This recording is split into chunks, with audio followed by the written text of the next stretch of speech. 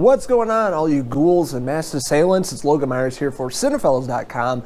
I just picked up the Shudder service, the membership, and I've been watching a lot of horror movies, TV shows, and a lot of original content on that service. So shout out to Shudder for putting out a really great content and a lot of movies, a lot of originals, like old school movies and new ones. Been having a really good time with the service the past few days. With that being said, I've been rewatching Bob Briggs. The Last Drive-In is the new show on Shudder, but I grew up watching Bob Briggs on Monster Vision on TNT. Big part of my childhood. He was the one that introduced me to a lot of horror flicks back in the early 90s. A lot of films I probably would have never heard of or seen, and Tourist Trap is one of them. So with The Last Drive-In, Bob Briggs, he rewatches Tourist Trap and talks about the film and, you know, his normal southern humor, which makes it really funny. But this is the first time I've watched Tourist Trap in probably 20, 25 years. It's been a long time. Didn't remember much about it. Just remember the cover being really creepy and the masked person in the movie. So with that being said, I had a really great time rewatching this with Uncle Joe Bob Briggs and his sweet southern charm. And Tourist Trap is a classic, underrated 1979 film. It was a great year for horror. If you guys remember back in the 70s, 1979, we had the original and probably the best in the franchise, the Amityville Horror. We had Alien that came out that needs no introduction, and then one of my personal favorites, the first Phantasm. Boy. Tall man himself, Angus Scrimm. A really great year for horror films, but this film, Tourist Trap, is actually rated PG. Woo! PG, so there's no boobs, no really gore, blood, or anything, but it's definitely eerie, something creepy and unsettling about this film. It's like most films, horror films, they have a group of teenagers, the car breaks down, they're trying to figure out what they can do, they're gonna go look for help. Sets up a really great scene in the first part of the film, the first act. This guy goes up to this gas station and goes inside and looking around, seeing if anybody's in there. He goes in this back room and gets stuck in there, and that's when the room kind of comes to life and you're wondering what the fuck is going on. And all these mannequins pop out of the closet and they're all creepy looking and have a sinister laugh, and it would drive you nuts because he's stuck in this room for 5 minutes. And basically the room comes alive. There's a cabinet and bottles start going at him. This pole that impales the dude and kills him. So it's not actually a person, but you're thinking, how is this all happening? There's nobody in there. So we find out later in the film what that's all about. So with this guy being dead pretty much in the first part of the film, the rest of the friends go off and they find this old museum, wax museum, and kind of the off-road attraction they had. And they lost a lot of business with the new highway they built. So the kids show up there and their car won't work, like always in all these movies. It's working fine up until they get to this place where the attraction is. So the guy gets out and is trying to fix it, and the three girls are all walking around looking at this place, and really sets up the great scene of introduction of Mr. Slauson, played by Chuck Connors.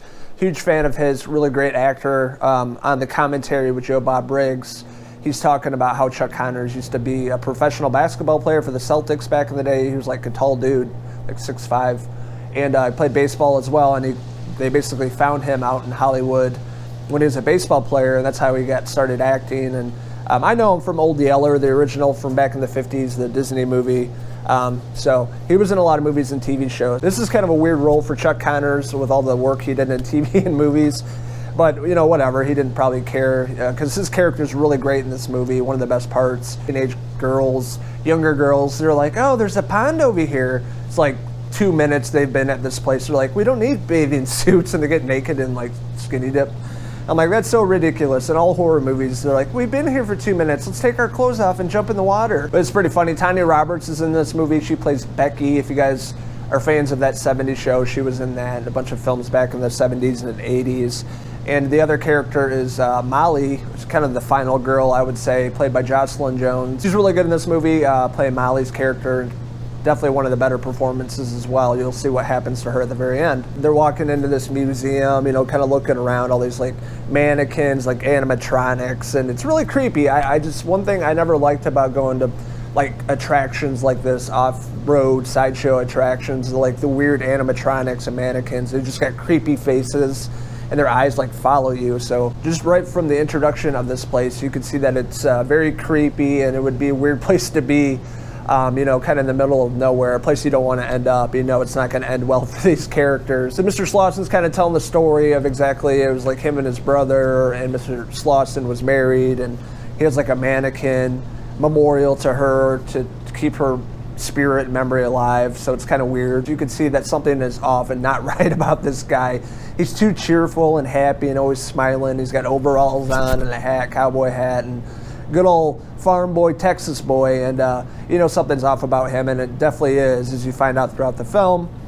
So it sets up a lot of great scenes of them kind of wandering off into this house. Davy Crockett's there, and we see the introduction of the character with the mask on, which is much like Leatherface from the original Texas Chainsaw Massacre, Tobe Hooper's film. And this film does have a lot of similarities to that, but there's also some differences that kind of sets it on its own. It makes it pretty good. We see the introduction of this character with the mask, and he like strangles the girl without even touching her. It's like some sort of telekinetic powers, telekinesis powers, and he's like moving shit. That's what we find out. How we figure out what happens in the first part of the film with everything moving on its own. It has to do with the telekinetic powers that this person has. So it's really cool setup.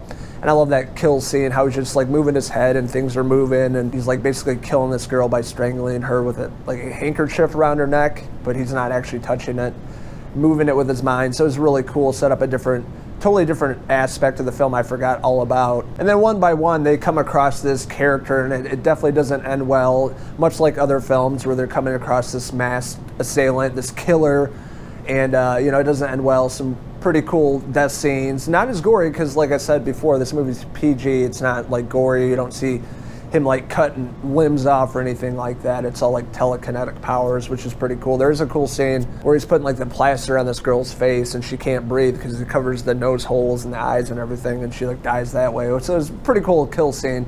But if you guys are like huge into slashers, I guess this would be considered a slasher movie, even though the main killer's not out with like a machete or a knife and like slicing limbs off or anything like that, but just wearing a mask, I guess it's part of that genre.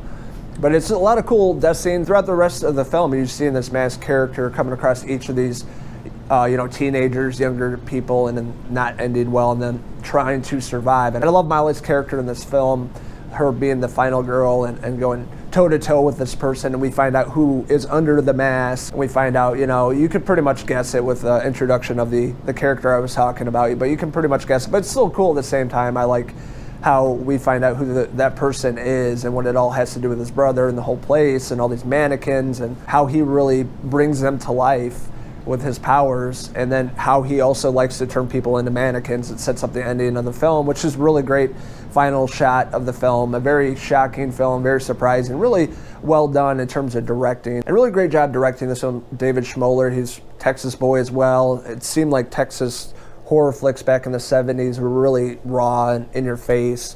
And I just love the way that the film, just the cinematography and the editing. The music in this movie, too, is very creepy as hell. They're showing all the mannequins, you hear the music, it's just like, ugh!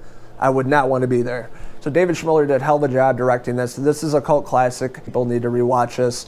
Me rewatching it for the first time in like over 20 years. I had a really great time with it, and it kept me on the edge of my seat, and I just had a really great time with these characters. So overall, Tourist Trap is a movie you guys definitely should check out. I think you guys will have a good time with it. It's much like other films of that time. You had like Psycho meets Texas Chainsaw Massacre meets House of Wax, all wrapped into one with some weird powers thrown in the mix, kind of like Carrie. And you have Tourist Trap. It's rated PG, so it's not going to have, you know, nudity or a lot of gore or anything like that, but it's a really great suspenseful good time, and I thought a very original at the same time. So overall, I'm going to give Tourist Trap from 1979 a 4 out of 5 Mr. Slauson hair pieces. So if you guys have seen Tourist Trap, what did you like about it? What didn't you like about it? What did you guys think of that ending? Let us know in the comments below, and don't forget to hit subscribe. This is Logan Myerz signing out with Mr. Slauson up here until the next quarantine video review. Cheers!